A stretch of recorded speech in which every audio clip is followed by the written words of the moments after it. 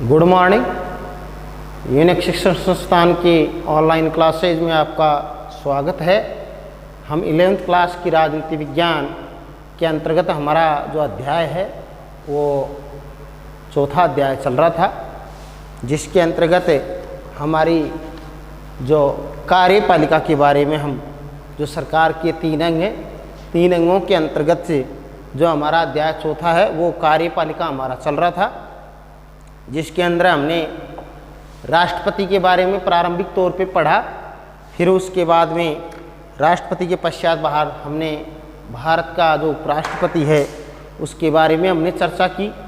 और जो अब आज हम चर्चा करेंगे जो कार्यपालिका के अंतर्गत राष्ट्रपति के बाद में जो उपराष्ट्रपति के बाद में जो हमारे प्रधानमंत्री और मंत्रिपरिषद है, इसके संदर्भ में आज हम चर्चा करेंगे।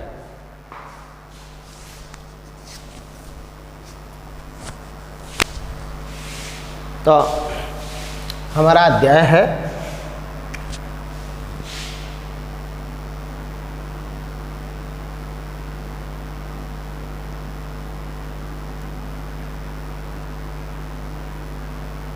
चौथा, कार्यपालिका।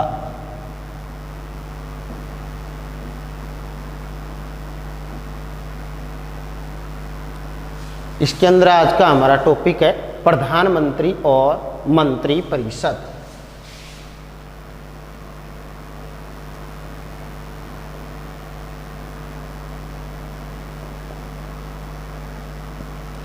प्रधानमंत्री और मंत्रिपरिषद।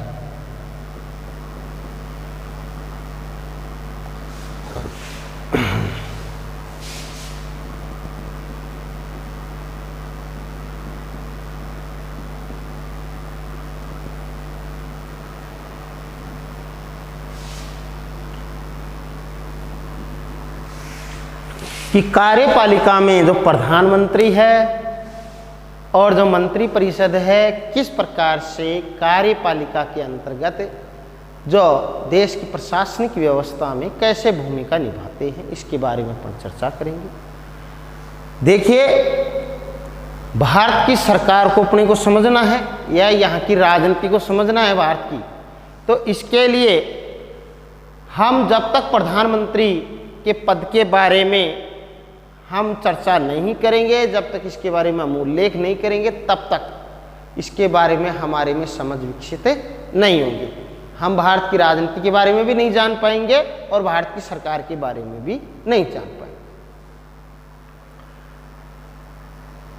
तो देश के अंदर जैसे हम साधारण भाषा के अंदर चर्चा करते हैं, भाई वर्तमान में भारत में किसकी सरकार है, तो हम कहते हैं मोदी सरकार है। तो सरकार का जो मुख्य तौर पे जो वास्तविक जो कार्यपालिका के अंदर जो सरकार में जो काम करते हैं वो होती है वास्तविक कार्यपालिका।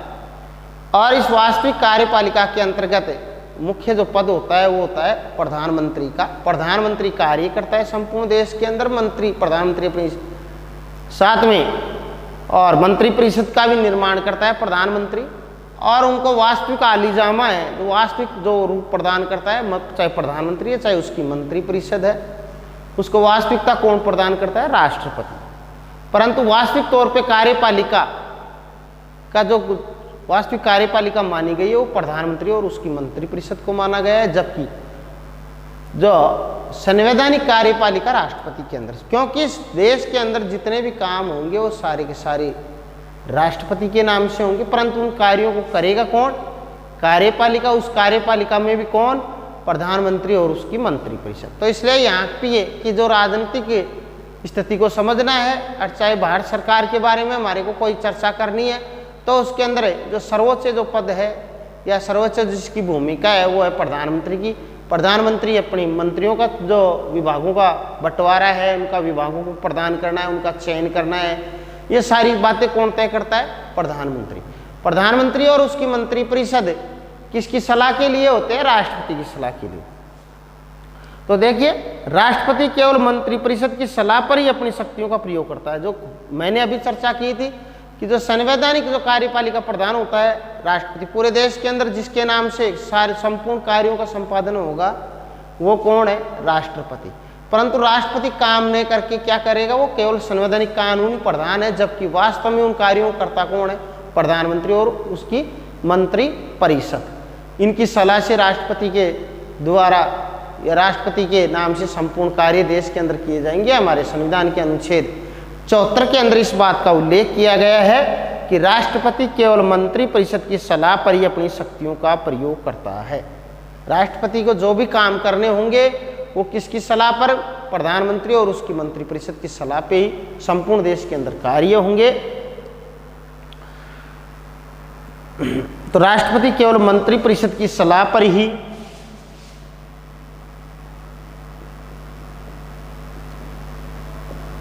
राष्ट्रपति केवल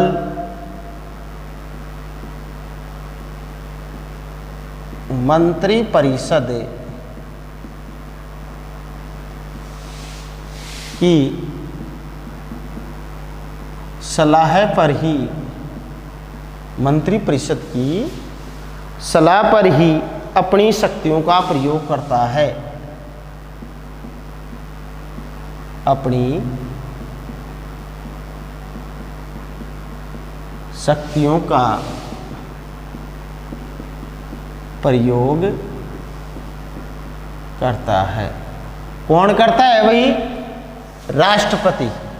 जो भी अपनी शक्तियों का प्रयोग करेगा राष्ट्रपति, किसकी सलाह पर, प्रधानमंत्री और उसकी मंत्री परिषद। मंत्री परिषद में जो सबसे प्रधान है वही क्या है, प्रधानमंत्री है।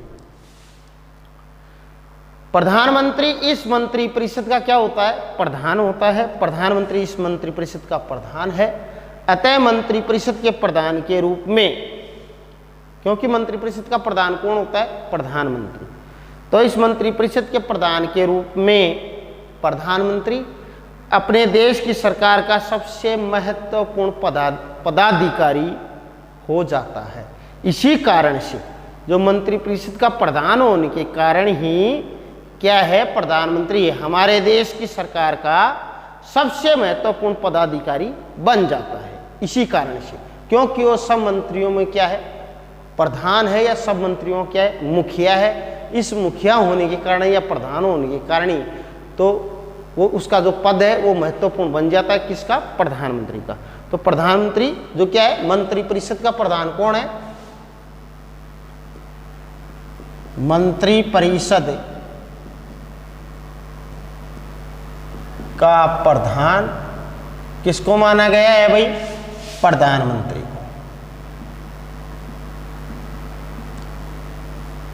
मंत्री परिषद का प्रधान कौन है, प्रधानमंत्री। इसी कारण से प्रधानमंत्री का पद क्या है, महत्वपूर्ण बन जाता है। अब अपन चर्चा करेंगे हमारे यहाँ पे कौन सी शासन व्यवस्था हम बार बार चर्चा करते आ रहे हैं। हमारे यहाँ पे संसदीय शासन व्यवस्था को अपनाया गया है। भारत के अंदर कौन सी शासन व्यवस्था है, संसदीय शासन व्यवस्था।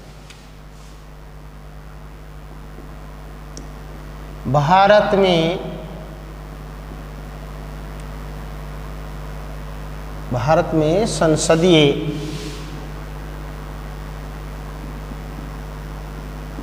शासन व्यवस्था को अपनाया गया है।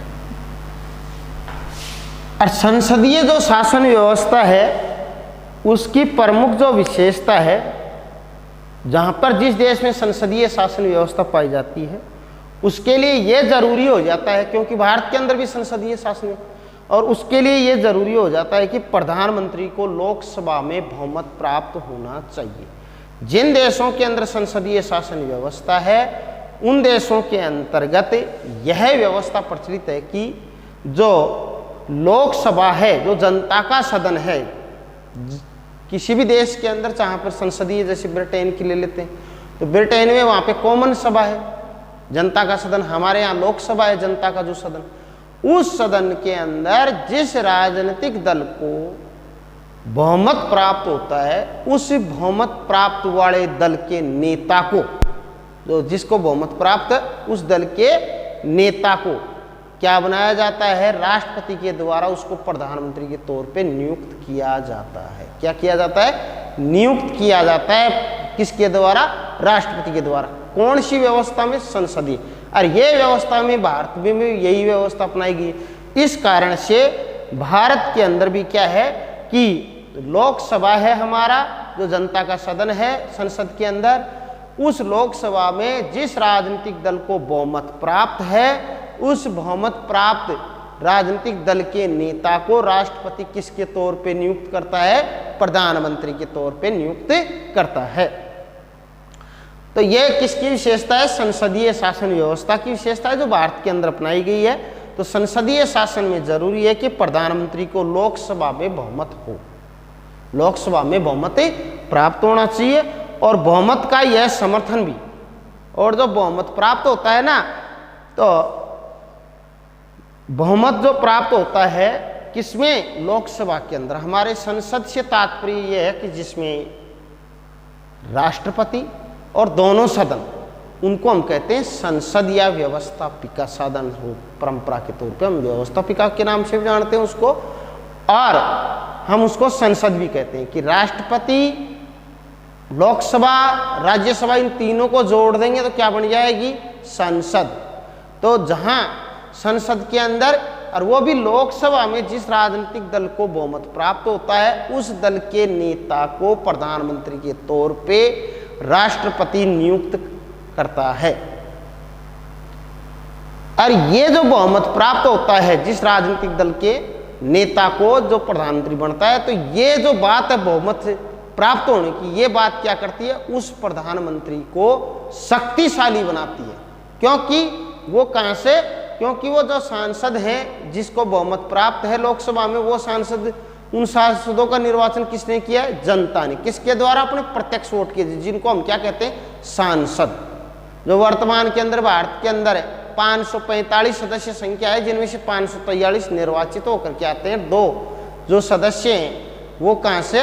जो राष्ट्रपति के द्वारा लोकसभा के अंदर एंग्लो इंडियन भारतीय समुदाय के सदस्यों को क्या किया जाता है? मनोनीत किया जाता है। नहीं, क्या किया जाता है? मनोनीत किया जाता है, जबकि प्रधानमंत्री की नियुक्ति होती है। तो प्रधानमंत्री को लोकसभा में बहुमत प्राप्त होना चाहिए, और ये बहुमत का यह समर्थन भी, जो बहुमत प्राप्त होता है ना लोकसभा में, ये समर्थन क्या करता है? प्रधानमंत्री को पावरफुल बना देता है, शक्तिशाली बना देता है। जैसे ही प्रधानमंत्री बहुमत का समर्थन खो देता है, मान लो कोई, अब जैसे जो भी अपने नरेंद्र मोदी जी या अन्य कोई प्रधानमंत्री आज तक बने, उन्होंने जब जब लोकसभा के अंदर पूर्ण बहुमत या पूर्ण समर्थन प्राप्त किया, वैसे वैसे उनकी स्थिति पावरफुल रही है। और जैसे वर्तमान में हम नरेंद्र मोदी जी की बात लेते हैं, तो उनको एक तरफा उनको क्या है कि हमारी जो लोकसभा है उसके अंदर पूर्ण बहुमत समर्थन प्राप्त है, तो इसलिए वो पावरफुल क्या कहे जा सकते हैं? प्रधानमंत्री कहे जा सकते हैं।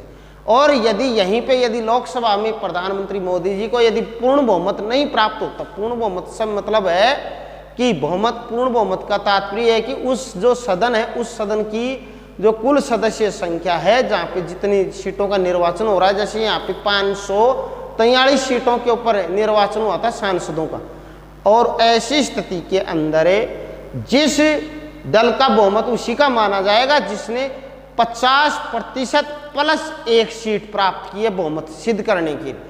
तो इसका हो गया 200, ये हो गया, देख लो आप, 543 का आधा कर लो, आधा प्लस 1 सीट ज़्यादा होनी चाहिए, तो ये होती है 272 सीटें। जिस राजनीतिक दल को 272 सीटें भारत की संसद के लोकसभा के अंदर प्राप्त हो जाएंगे, उस राजनीतिक दल का बहुमत माना जाएगा। उस बहुमत दल के नेता को क्या बनाया जाएगा? प्रधानमंत्री के तौर पे नियुक्त किया जाएगा राष्ट्रपति के द्वारा।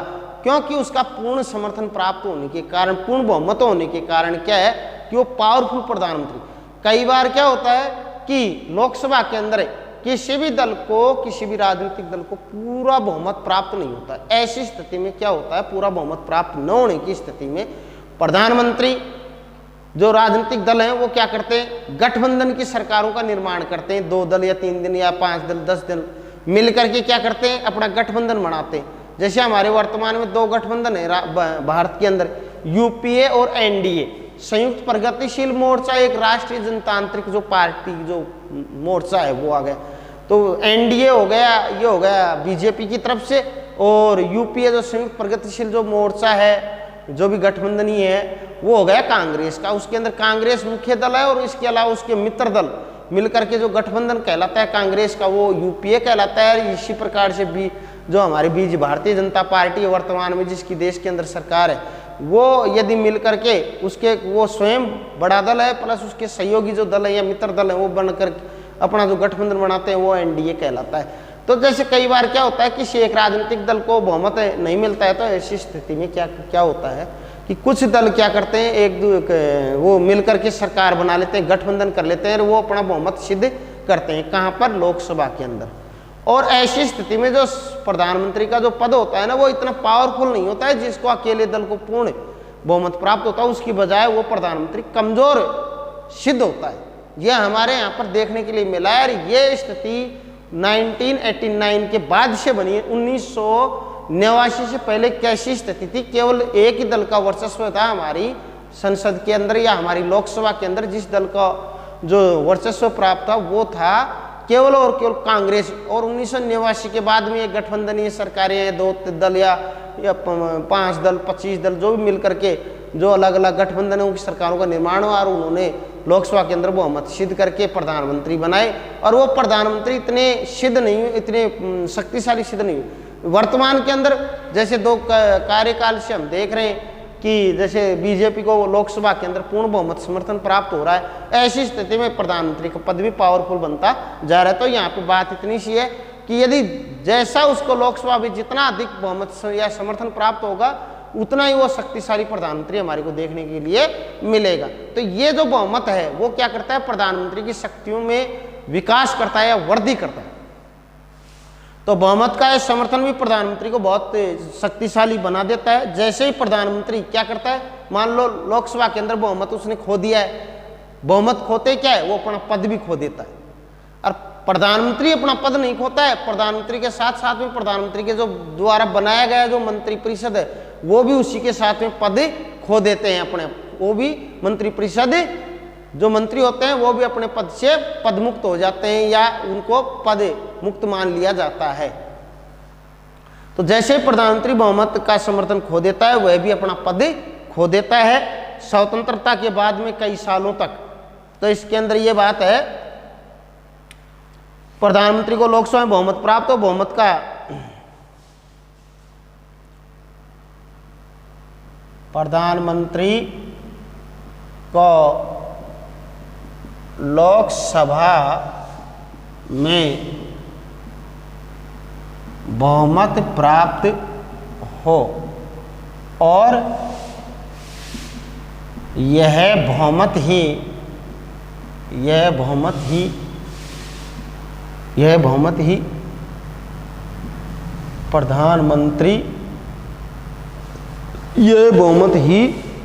प्रधानमंत्री को शक्तिशाली बनाता है।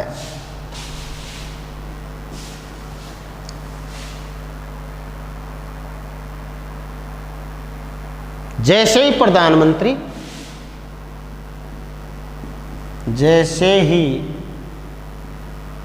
प्रधानमंत्री क्या करता है, जैसे ही प्रधानमंत्री बहुमत का समर्थन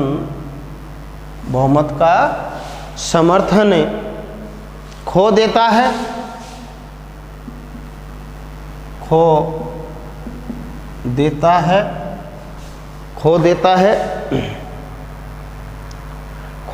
है, वह अपना पद भी खो देता है, वह अपना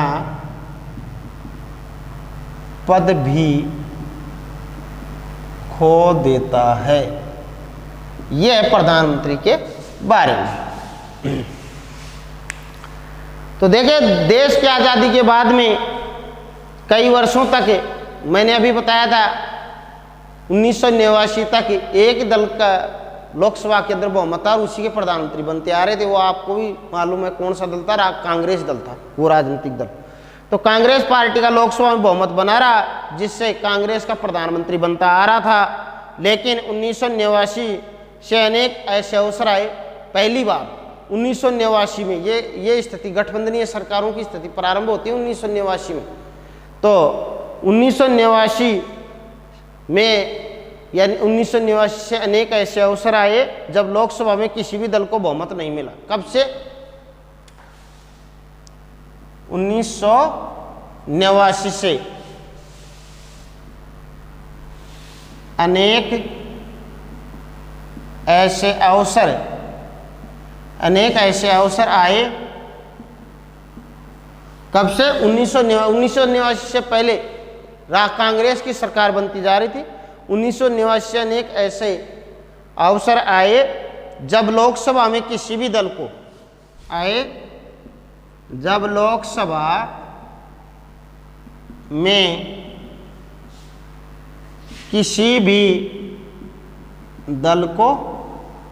लोकसभा में किसी भी दल को बहुमत नहीं मिला, किसी भी दल को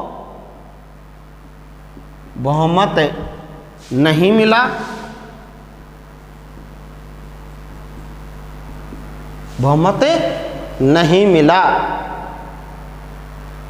और ऐसी स्थिति में अनेक राजनीतिक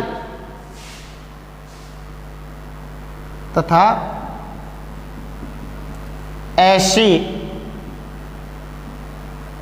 स्थिति में अनेक राजनीतिक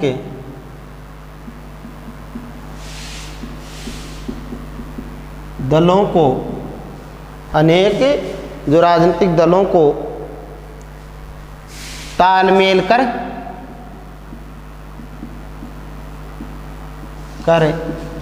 गठबंधन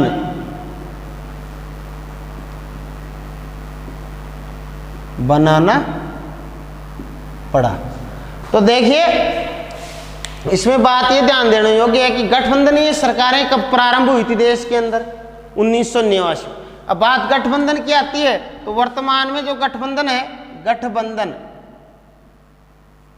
क्या आधार पे? जैसे कांग्रेस है, कांग्रेस का जो गठबंधन है,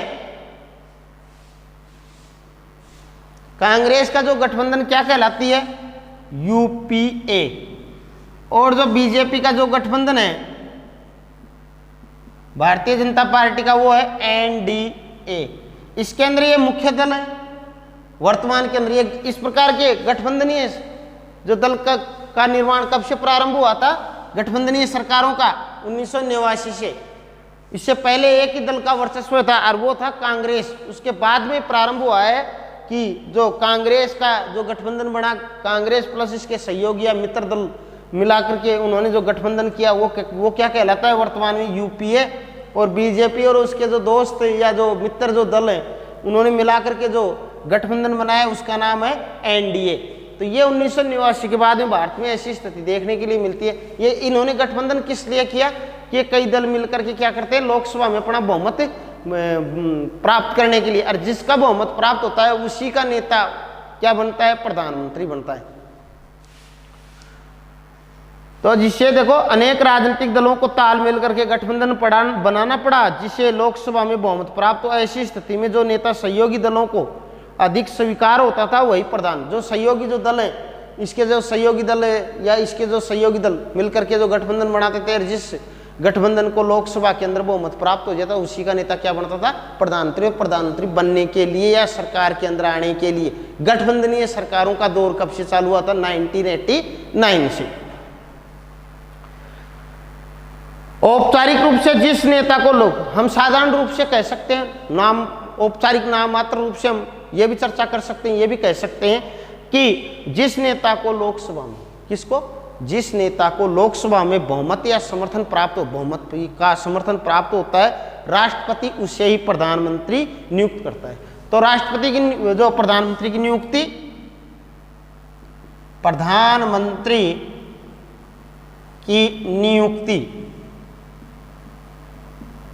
प्रधानमंत्री की नियुक्ति कौन करता है भाई? राष्ट्रपति।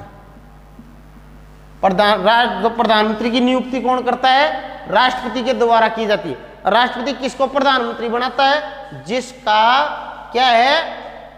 जिसका बहुमत प्राप्त हो, जिसका लोकसभा में बहुमत प्राप्त हो, जिस राजनीतिक दल को लोकसभा में बहुमत प्राप्त हो, उस लोकसभा के अंदर जो बहुमत प्राप्त है, उस बहुमत प्राप्त जो राजनीतिक दल है, उस दल के नेता को क्या बनाया जाता है? प्रधानमंत्री। किसके द्वारा? राष्ट्रपति के द्वारा उसको प्रधानमंत्री के तौर पर नियुक्त किया जाता है। प्रधानमंत्री देखो क्या क्या तय करता है। प्रधानमंत्री के काम ही समझ लो एक प्रकार से। प्रधानमंत्री के एक प्रकार से हम कह सकते हैं कार्य, ये सारे काम कौन करता है? प्रधानमंत्री। देश के अंदर काम करता है प्रधानमंत्री, और उसको आली जामा मतलब उनको वास्तविक तौर पे काम तो करता है प्रधानमंत्री और उसकी मंत्रिपरिषद, और साथ ही साथ में जबकि उनको वैधानिक मान्यता या कानूनी मान्यता कौन प्रदान करता है? राष्ट्रपति। प्रधानमंत्री देखो क्या क्या काम करता है। प्रधानमंत्री तय करता है कि क्या क्या करता है, मंत्रिपरिषद में कौन कौन मंत्री होंगे, ये सारी बातें कौन करता है? तय प्रधानमंत्री करता है। प्रधानमंत्री विभिन्न मंत्रियों में पद स्तर और मंत्रालयों का बंटवारा करता है, ये भी काम कौन करता है? देखो मंत्रिपरिषद में कौन लोग मंत्री होंगे, मंत्री परिषद में कौन लोग मंत्री होंगे, ये भी कौन? प्रधानमंत्री तय करता है। और विभिन्न मंत्रियों में पद स्तर और मंत्रालयों को बंटवारा करता है। मंत्रियों में जो मंत्री बनते हैं उनमें मंत्रियों में पद स्तर व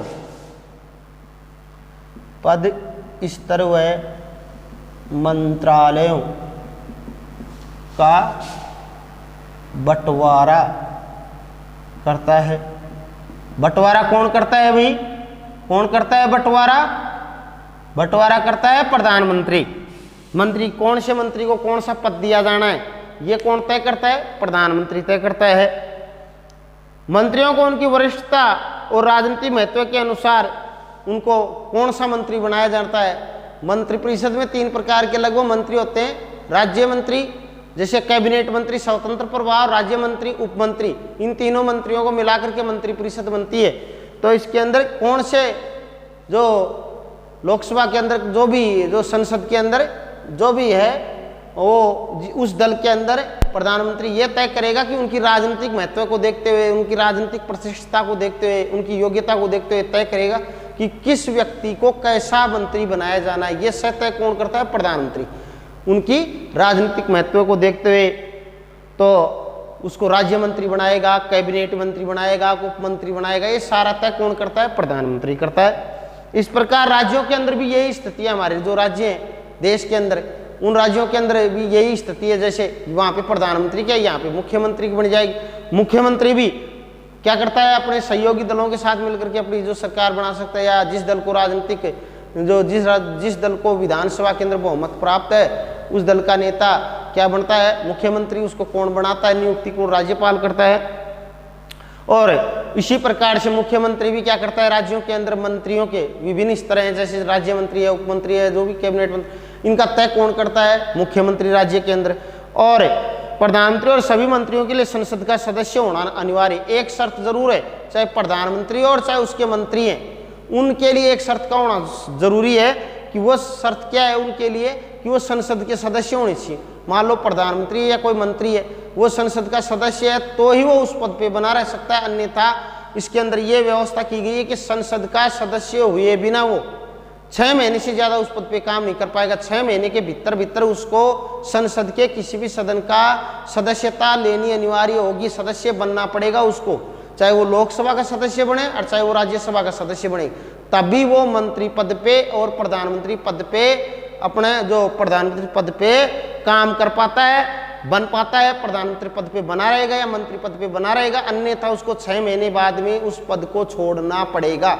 इसलिए संसद के किसी भी सदन का सदस्य होना अनिवार्य है।